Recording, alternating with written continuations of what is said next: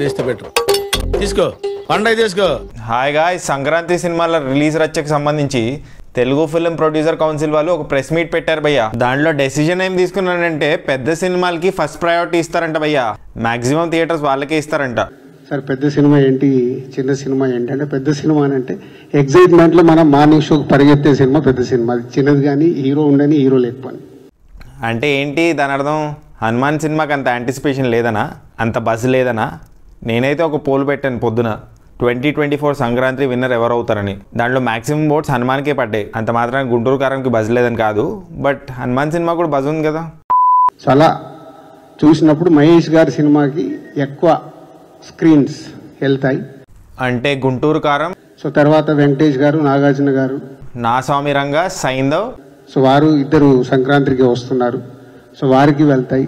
Last priority ఏమో హనుమాన్. హనుమాన్కి తక్కువ theatres దొరుకుతాయి అనమాట. తర్వాత హనుమాన్ కూడా ఎంతో కొంత తీసుకో పండగ తీసుకో.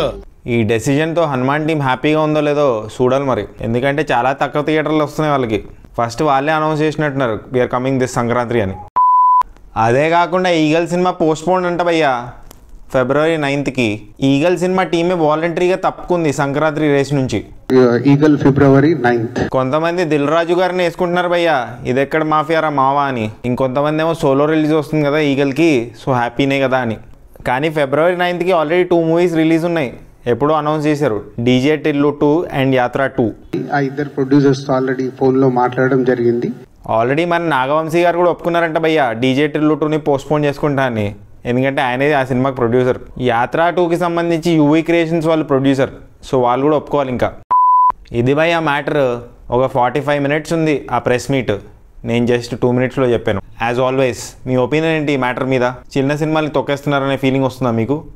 కామెంట్ చేయండి. And just in case subscribe చేసుకోకపోతే సబ్స్క్రైబ్ చేసుకోవచ్చు కదా. పుచ్చుక్ పుచ్చుక్.